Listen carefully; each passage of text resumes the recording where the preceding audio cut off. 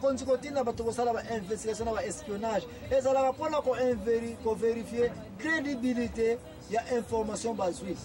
Est-ce que ezali ya solo to ya lokuta? Moïse ayokaki epai na Nzambe te.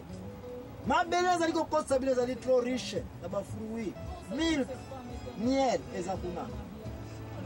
Est-ce que ndimelaki Nzambe oui ou non toyebi na biso te? Mais ce que moi je sais est que na Bible comment miete Moïse atindaki 12 espions bakeni ko exploiter Canaan bayela ye information. Si je ne me trompe pas, si 12 kaka de bazongaki Caleb na Josué bayaki même na preuve ba fruit. Ndende mwana Moïse azali courage akolobaki witoko attaquer. Et ndende mwana pe Josué ndenge azali na information avec précision ya mabele ya Kanana. Yeyo toyebi. Après liwa ya Moïse alobi ngai na koconduire Israël na mabele ya Kanana. Nzamba poni ngai ebi na assurance. Double assurance Josué azalaki nango. Aye kolaki pas maître na ye, azalaki qualifié comme un bon général ya koconduire armée na ye, mais il y a mis ça qui est le plus important. Il avait l'information avec précision. Qui a ouchaki na Jéricho monaki. Dès qu'on a eu, ba konzika ba Jules César, ba gouverneur ba Quirinius, ba grand prêtre ba Théophile, ba salaki recherche mpona koyeba nani yango a qualifié pour akende ko sala so investigation na vie ya mwana oto ki abotami azangi papa. Il faut qu'un médecin. Mais ce n'est pas n'importe quel médecin, un médecin qualifié. Pas seulement un médecin qualifié, mais un médecin qui a une réputation, il y a un rapport très clair, sans corruption, avec fidélité. Luka mutamona ki na mi qualification nyonso wana. Luka mutamona na misala ndenge na ndenge. Parce qu'à la fois, il était un historien. Azalaki un artiste. Oh, comment azalaki un artiste? Oh, koiko za la médecin te natanga kala soko za un grand dessinateur te soko za mutumoko bi peinture art. Parce que ba rayon X ezalaka te natango ya kala. Groupe ba médecin solo zo décision sur opération. Un médecin fa opérer mbangu akena kata tali ndenge na moni upset wana comment kiste wana salemi na kati et puis akanyika ina ndibusongo bazongi na cabinet na baki ko analyser ba destin wana faut ko destiner que tala na mona ngo boy na boy. C'est comme ça où décision à chirurgie et kolekela. Neti lelo te bataille na film na rayon X que eza boy na toko kat la boto côté la boy. Non, na tango ya kala un médecin doit opérer d'abord pour faire l'investigation na kate libumu ya mutu. Kokene kotala et puis ko dessiner yango. Yango na link na côté art. Yepe muta liboso dessiner que Jésus. Yé muta saki ba peinture liboso wana. Comment to yebeke Thomas na Jésus bazaki bilongi kokana. Ba tukutu bazako lobake soko moni Jésus moni Thomas. C'est parce que tu es appartient à Luca, c'est des grands artistes. Mais maman, comme tu as dit, awa, ils allaient très fragiles. Luc, comme docteur, comme espion, n'a pas la Jésus. Est-ce que Luca a salaki musala ba investigation? Nandenge mo kile lingela kiango? Aucun musikate, tous à la vérité si docteur, médecin Luc. Merci.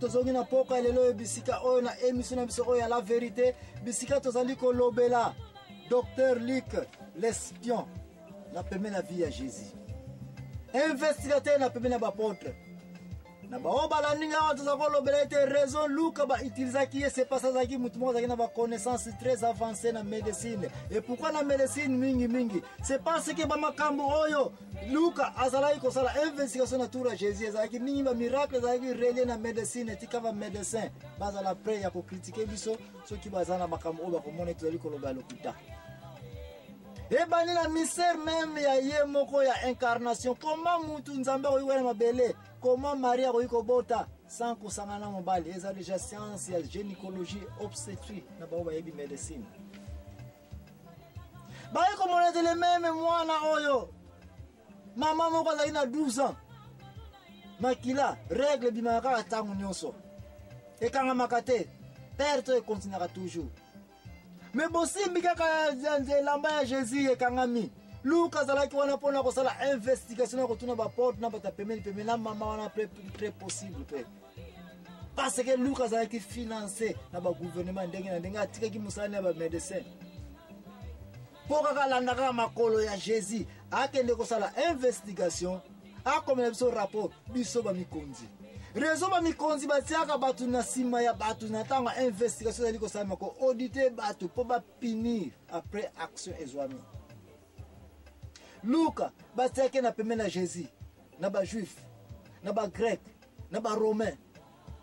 Po bako akoyeba ete eske yo Luka kende ko kangela biso muto na ba trick na ba tactique za ko sala. Soko kangiye kaka ye la biso rapport to ko prouver to ko tse en échec parce que Jésus Christ ayaki na mouvement moko ya sika na mokili. Mouvement nan ba monate, mouvement mokili soko ko pesa explication te. Kaka yo Luka, le plus grand médecin réputé na époque wana. Pona ni Luka parce que Luka azaki na réputation moko ya makasi à partir ba université na tanga. Luka zaki élève ba université au ba tneska ba hypocrite. Ba arrête. Ba galien ba grand médecin wana ba université ba tangi. Luka tangela yekuna na grec. Luka tangela ba université ba grand ingénieur. Ba savant netka ba Archimède. Ba ingénieur civil en construction navale. Bat ba inventa ba formule ba bateau ba paquet boti de les à côté de manamai village me bibeza ko bouger et ko noyete. Ezo tamula na mai na vitesse ko ya ba bateau mike. Ça c'est la formule ya ba Archimède. Luka tangina bateau ba na réputation makasi ba ko to ko loba atangina ba université ba netia ba philosophe ba grand maître Socrate oyo. Bato bazali ko ko tena munduki bo changer makambo lobi ako changer te mboma na yo. Luka atangi na ba école oya ba tama yele ya ndenge na ndenge ba sava oto iko bimsa kombo te na mokili oyo. Luka aiba ko respecter musala na ye. Aiba ki rapport ke soki amoni tam tala ndenge ko lettre na 1 bana verset 1 tina 4 na mukanda ya Luka chapitre 1 ti 4. Okomona ayebisi bien Théophile makambo nga na sali investigation comme espion na vie ya Jésus na ba apôtre na ye naza kokomela yo yango avec précision et sans corruption ndenge kaka elekeli ndenge kaka nga nazali kokomela yango ndenge nasali ba autopsie na ngai ndenge na observer c'est tout ce que moi je te dis yo Théophile le grand prêtre ko yo kama pambo batu musuba za koloba pamba te concernant Jésus-Christ. Est-ce que Luka a côté là qui Jésus? Non. Est-ce que Luka a détruit qui Jésus n'a pas rapport naé? Non. Est-ce que Luka a zalaki comme makambo oyo pour ayeba qui était un jour comme la Bible? Zéro. Est-ce que makambo Luka a commis? Et zalaki pour être ngai na yo le tout dans accès na yango? Non. Sinon que Luka tanga za ko ba recherche ne oyo. Azalaki pe ko bomba na sima juif pour ba juif ba tia kana yete parce que ba juif ba comprendre ye. Bako yebisa yeke rapport oyo comité triqué yango tala na kaya Bartholomew oko ya komona combien de fois ba juif ba tenter ko corrompre Bartholomew ke lobaki asalaki boye lobaka ke boye na boye mais Luka muta komi yango alobiete ba tu ba tantaki ko corrompre Bartholomew aloba inverse aloba le contraire mais Bartholomew alobi eloko moko kaka ngana yebete na bandi komona e Luka kombe ya ndenge wana ke ngai pe a investigation na sali na moni na kaka oyo na moni Bartholomew amoni mais ngai Luka en tant que médecin nous savons que c'est ophtalmologie mais Luka commentait parce que yebaki te soki otali ndenge ya konza ya investigation na pembeni ya Bartholomew azalaki mutu moko un opticien akoki jamais koyana ba outillage na ye ba faux repteur ba lampe cyanique atante ko tsana miso Paulo baka eza ko senga correction ya symétrie na kati ya lisu ya mutu ba opticien bazaki na échec oh mbala msuba ophtalmologue ba ko ya bango ba ko sala opération ya cataracte mais Bartholomew azalaki même na cataracte te nini mbuma oya misu Bartholomew azalaki misu ekanga parce que avec le belé bazalaka wana komona misu na ye oza kotala ngozo kanseka za komona eloko noir eza wana bapaupier eza kobouge batolomi bapaupiere biloko nyonso awa ezalaki te.